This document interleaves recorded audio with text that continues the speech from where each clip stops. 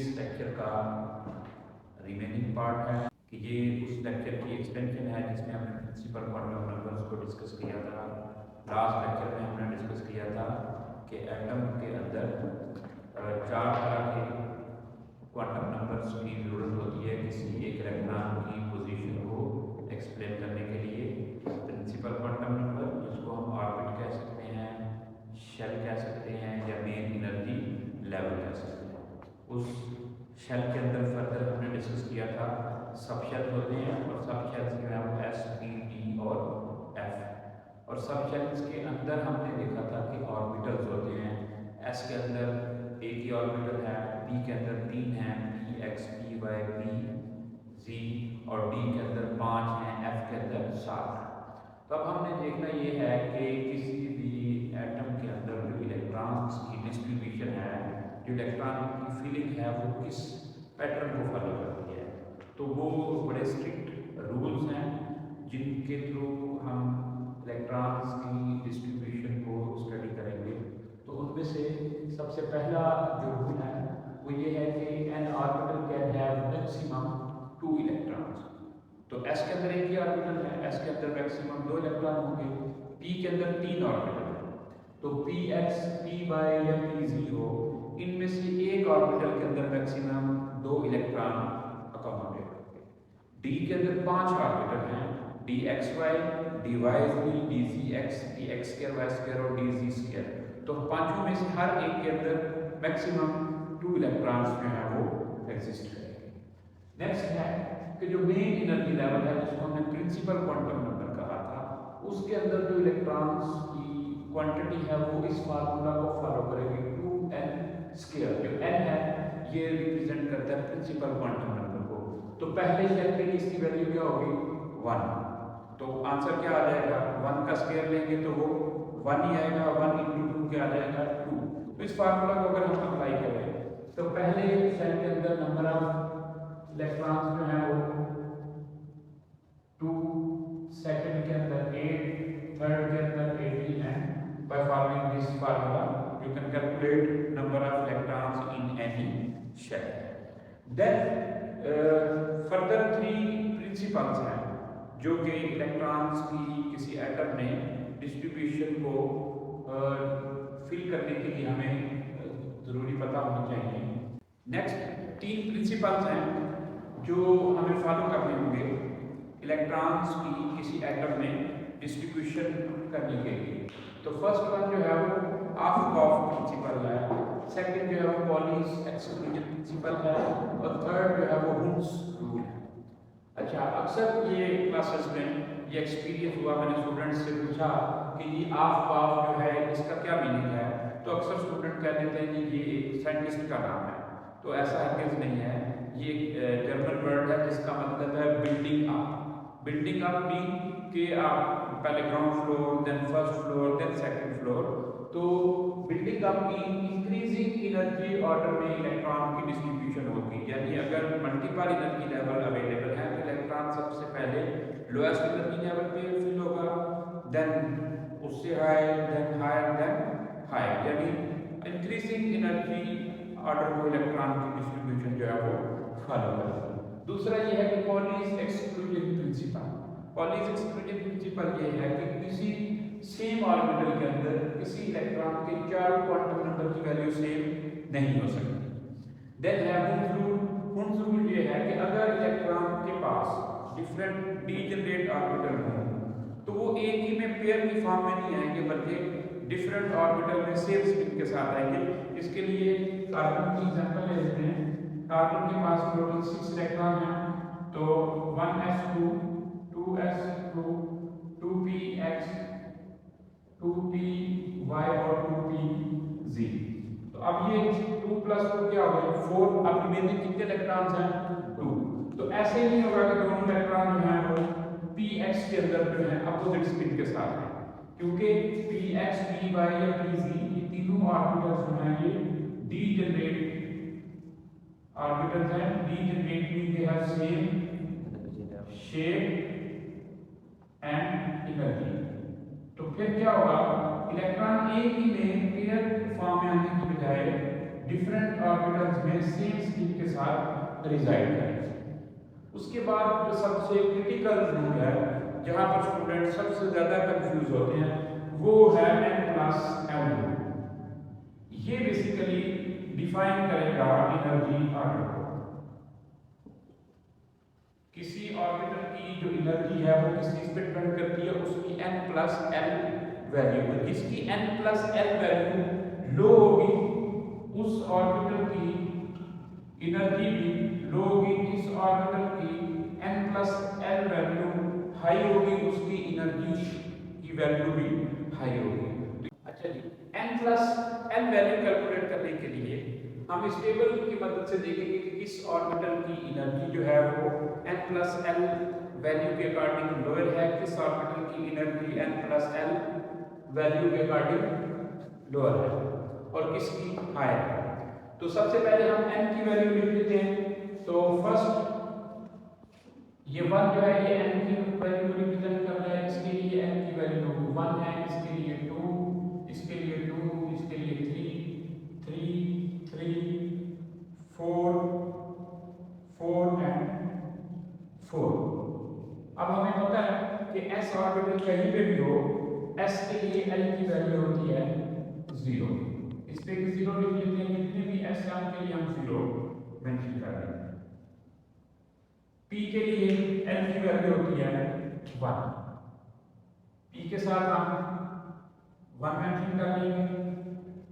और d के लिए l की वैल्यू होती है 2। तो first of all 1s orbital के लिए n+l वैल्यू जो है 1 + 0 will be equal to 1।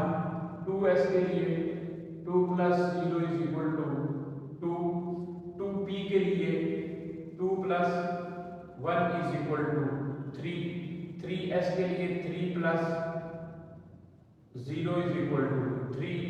3p के लिए 3 + 1 is equal to 3। 3p के लिए 3 + 1 is equal to 4। तो 3p के लिए ये वैल्यू हो जाएगी 3 + 2 is equal to 5। 4s के लिए 4 + 0 is equal to 4।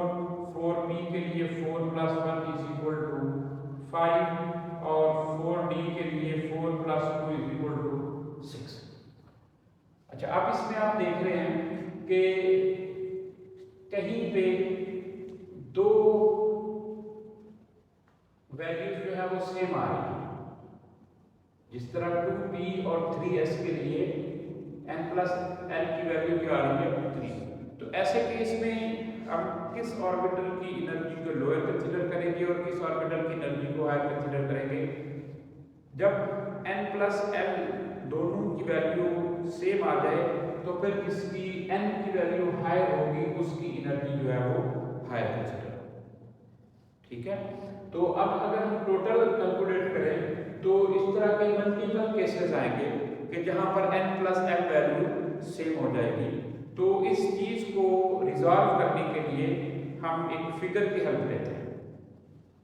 अच्छा, ये फिगर जो है वो हमें ऑर्बिटल्स की n+l वैल्यू के अकॉर्डिंग जो इंक्रीजिंग एनर्जी ऑर्डर है उसकी अरेंजमेंट हमें बताएगा। तो फर्स्ट शेल में जैसा कि हमने प्रीवियस लेक्चर में पढ़ा हुआ है एक ही सब शेल होता है 1s। सेकेंड शेल के अंदर दो ऑर्बिटल होते हैं 2s and 2p। Third shell के अंदर तीन ऑर्बिटल होते हैं 3s 3p एंड 3d।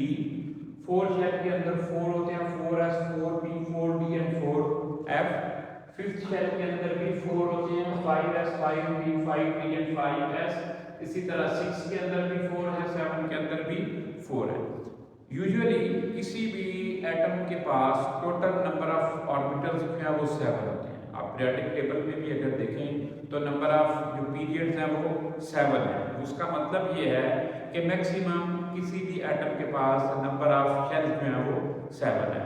7 से ज़्यादा अगर किसी 7th ऑर्बिट से ज़्यादा अगर किसी इलेक्ट्रॉन की एनर्जी हो जाए तो वो फिर एटम का हिस्सा नहीं रहता, वो एटम से एस्केप हो जाता है। उसको हम कहते हैं आयोनाइजेशन। चाहे हाइड्रोजन का एटम है तो ग्राउंड ग्राउंड स्टेट में तो 1s पे ही रहेगा, लेकिन जब उसको एनर्जी दी जाएगी तो वो 2s में भी जा सकता है, और एनर्जी मिलेगी तो वो 3 शेल पे भी जा सकता है, और एनर्जी मिलेगी तो वो 4th शेल में मिलेगा, और ज़्यादा एनर्जी मिलेगी तो वो 7th में भी जा सकता है। लेकिन जब उसकी एनर्जी 7th शेल की एनर्जी से ज़्यादा हो जाएगी तो वो इजेक्ट हो जाएगा, एटम का पार्ट नहीं रहेगा। तो प्रीवियस लेक्चर्स में आपने जो हाइड्रोजन एटम के डिफरेंट स्पेक्ट्रल लाइंस पढ़ी हैं, फर्स्ट शेल से जब वो सेकंड शेल से जब फर्स्ट में फॉल करता है, फिर थर्ड से फर्स्ट में फॉल करता है, तो स्टूडेंट्स इसमें कंफ्यूज होते हैं कि हाइड्रोजन का तो एटम ही एक, हाइड्रोजन एटम के पास वो इलेक्ट्रॉन ही एक है, तो वो 1s की बजाय ऊपर क्या लेने जाता है। तो भाई 7th शेल तक इलेक्ट्रॉन ट्रेवल कर सकता है।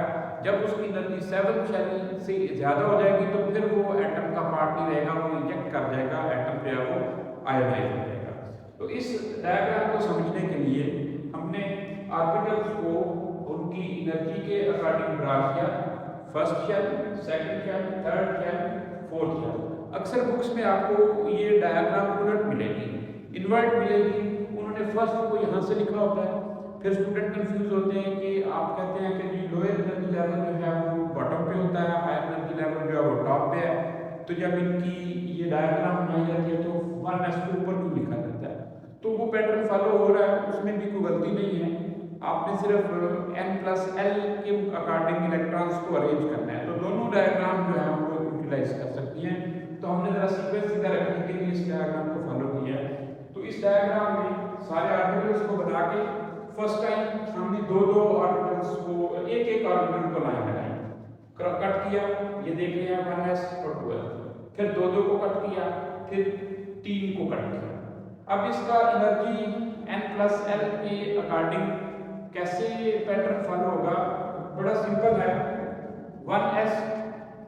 1s से ये एनर्जी यहाँ से इस तरफ जाएगी, 2s के बाद ये एनर्जी का पैटर्न जो है वो इस तरफ चला जाएगा, यहाँ से ये पैटर्न जो है इस तरफ चला जाएगा, और यहाँ से ये इस तरफ। तो यूं करके आप ऑर्बिटल्स को इनके इंक्रीजिंग n+l एनर्जी के अकॉर्डिंग जो है वो आप इनको डिस्ट्रीब्यूट कर सकते हैं।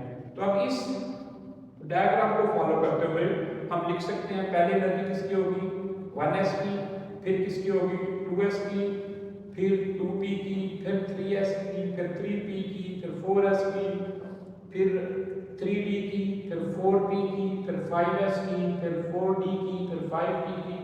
तो अब मैं इसको जहाँ पे हमने n+l वैल्यूज का जिक्र किया था, इसको वहां पर कॉपी कर देता हूँ। अच्छा जी, तो उस डायग्राम को फॉलो करते हुए हमने n+l इंक्रीजिंग एनर्जी ऑर्डर में ऑर्बिटल्स को यहाँ पर मेंशन कर लिया, 1s, 2s, 2p, 3s, 3p, 4s, 3p, 3d, 4p। तो इसको याद करने का बड़ा एक सिंपल सा फार्मूला है, स्कूल, पब्लिक स्कूल, 2 दफा स्कूल, 2 दफा पब्लिक स्कूल, और next 2 times division public school, और लास्ट 2 टाइम्स जो है वो फेडरल डिवीजन पब्लिक स्कूल। तो इस पैटर्न को आपने याद रख लेना है, इसकी प्रैक्टिस करेंगे तो आपको ये याद रह जाएंगे। नेक्स्ट जो हमारा लेक्चर होगा that will be about electronic configuration of elements. तो उससे पहले स्टूडेंट्स को ये वाली एनर्जी ऑर्डर जो है अच्छी तरह से याद होना चाहिए, तो स्टूडेंट्स जो हैं वो इलेक्ट्रॉनिक कॉन्फ़िगरेशन को करने के काबिल होगा। Thank you so much.